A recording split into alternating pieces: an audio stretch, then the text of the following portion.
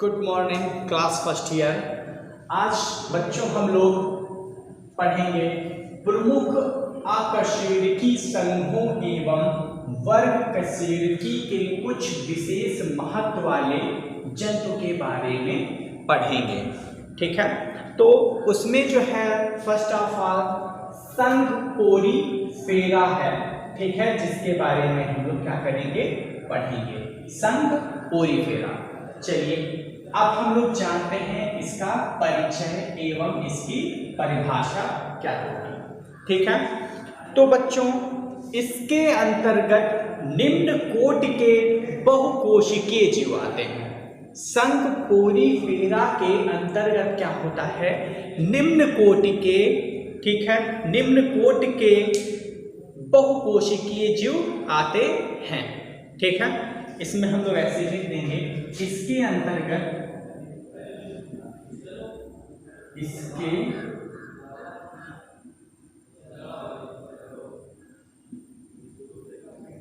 इसके अंतर्गत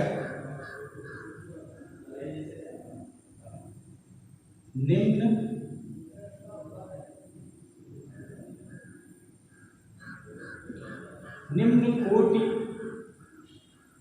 के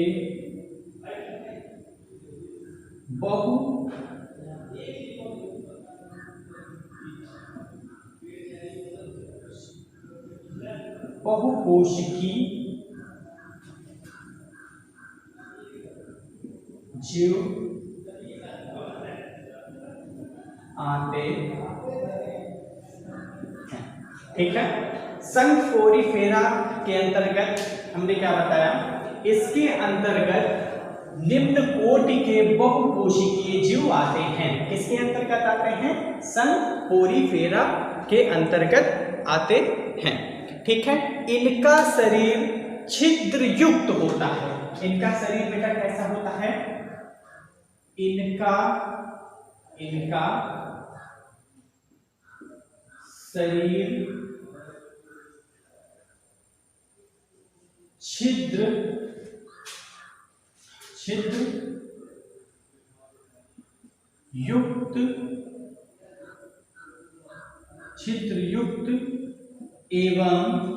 छिद्र युक्त एवं कैसा होता है, छिद्र युक्त एवं ऊतक रहित होता है, एवं ऊतक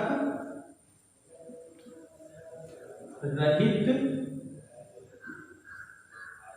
होता है। ठीक है, तो इसके अंतर्गत निम्न कोटि के बहुकोशिकीय जीव आते हैं। इनका शरीर छिद्र युक्त एवं ऊतक रहित होता है। ठीक है, इसके अंदर कैसे जीव आते हैं, निम्न कोटि के, वो भी कैसे, बहुकोशिकीय। ठीक है, जैसे हम लोग जानते हैं कि जो जीव होते हैं वो दो प्रकार के, एक तो होता है एक कोशिकीय और एक होता है बहुकोशिकीय। तो बेटा संघ पोरीफेरा के अंतर्गत कैसे जीव आएंगे, निम्न कोटि के, वो भी बहुकोशिकीय, अर्थात जिनका शरीर बहुत सारी कोशिकाओं से मिलकर बना हुआ हो, उसे हम क्या कहेंगे, बहुकोशिकीय कहेंगे। और इन जीवों की क्वालिटी होती है कि ये जीव कैसे होते हैं, इनके शरीर में सूक्ष्म छोटे छोटे क्या होते हैं, छिद्र होते हैं। कैसे, छोटे छोटे छिद्र होते हैं और इनका शरीर ऊतक रहित होता है। ठीक है, अब आगे जैसा कि हमने बताया कि इनकी मुख्य पहचान क्या है, इनकी मुख्य पहचान ये है कि ये निम्न कोटि के बहुकोशिकीय जीव होंगे और इनके शरीर पे छोटे छोटे क्या होंगे, छिद्र होंगे। ठीक है, जिनसे ये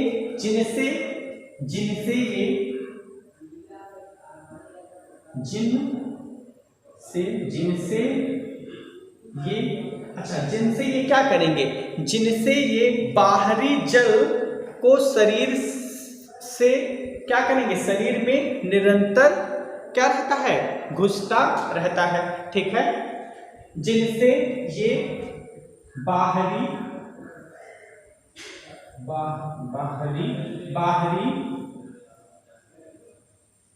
जल को अपने अंदर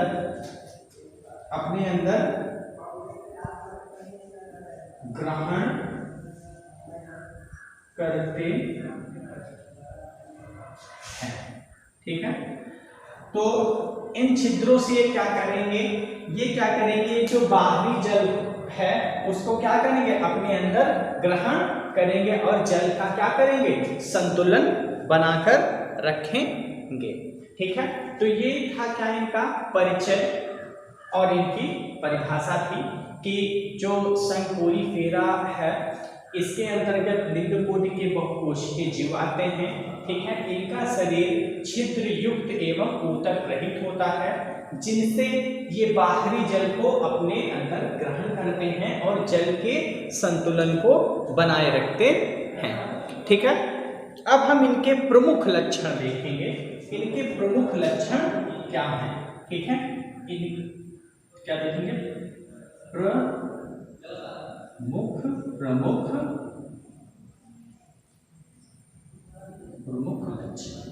ठीक है, अब इनके जो प्रमुख लक्षण क्या है, तो बेटा इनके जो प्रमुख लक्षण हैं ये क्या होते हैं, ये अधिकांश जलीय होते हैं। ये कैसे होते हैं, ये जलीय होते हैं। ठीक है, कैसे होते हैं बेटा, ये जो होते हैं ये जलीय होते हैं और अधिकांश समुद्र में पाए जाते हैं। और अधिकांश कहाँ पाए जाते हैं, और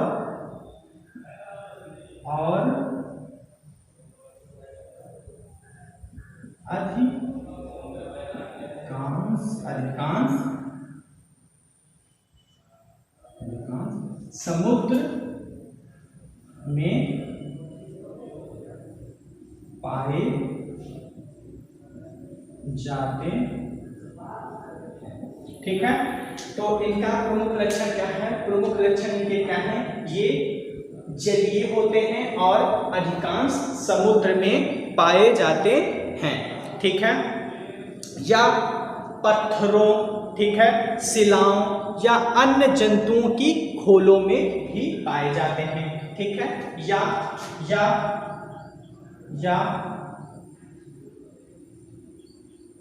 पत्थरों,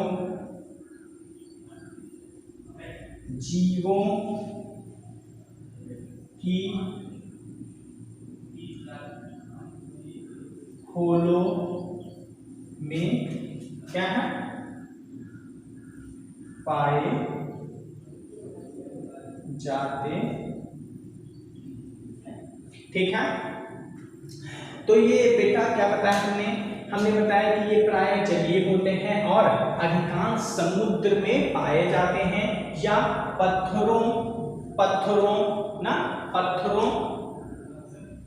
या जीवों की खोल में क्या है, पाए जाते हैं। ठीक है, और ठीक, ये हमने जाना इनके प्रमुख लक्षण। ठीक है, फिर और आगे जानते हैं इनका जो शरीर है, शरीर संगठन कोशिकीय स्तर का होता है। इनका शरीर कैसा होता है, संगठन कोशिकीय स्तर का होता है। इनका शरीर जो है, इनका शरीर कोशिकीय संगठन का होता है। कैसे होता है,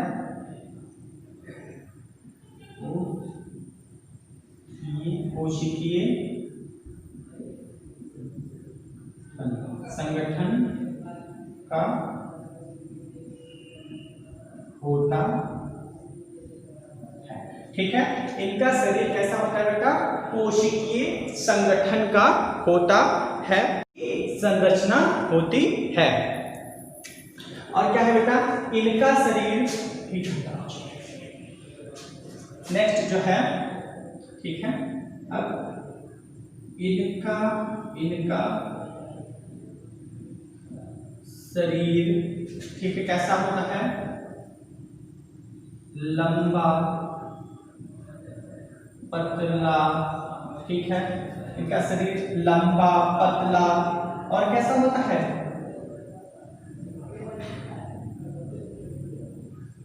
लंबा पतला शाखान्वित। ठीक है, शाखाओं में क्या होता है, बटा हुआ होता है, ठीक है, शाखान्वित होता है। तो इनका शरीर कैसा है बेटा? इनका शरीर लंबा, पतला, वृत्ताकार या बेलनाकार, ठीक है, वृत्ताकार, ठीक है। तो इनका शरीर लंबा, पतला, बेलनाकार, वृत्ताकार, ठीक है, या प्याले नुमा, या प्याले नुमा, प्याले नुमा जैसी संरचना होती है, जैसी संरचना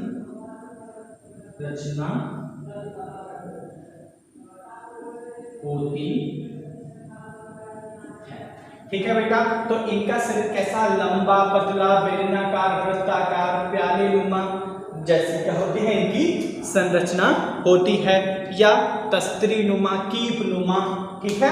तो इस तरीके से क्या होती है? इनकी संरचना होती है। और क्या है? इनमें बेटा पाचन कैसा होता है? अंतः कोशिकीय होता है। इनमें पाचन कैसा होता है? इनमें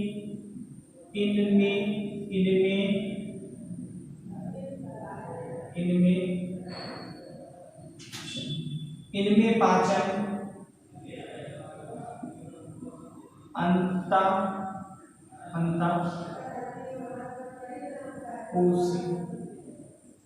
अंतः कोशिकीय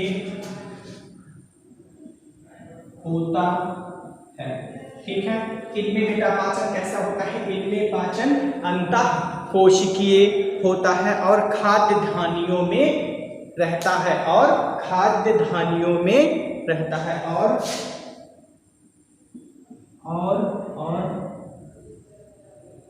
क्या है? और खाद्य धानियों में रहता है, खाद्य धानियों में रहता है, ठीक है। तो इनमें पाचन जो है अंतः कोशिकीय होता है और खाद्य धानियों में रहता है, ठीक है। अंतः मतलब इनमें अंतः कोशिकीय पाचन होता है। जैसे हम लोगों में देखो मुख से ही पाचन शुरू हो जाता है, तो इनमें कहाँ से? इनमें अंतः कोशिकीय पाचन होता है। और जनन जो है लैंगिक तथा अलैंगिक दोनों प्रकार से होता है। जनन कैसे होता है? जनन इनमें क्या है? जो नेक्स्ट पॉइंट है, फर्स्ट ये, सेकंड ये, थर्ड ये, और जनन जो है इनमें, जनन लैंगिक और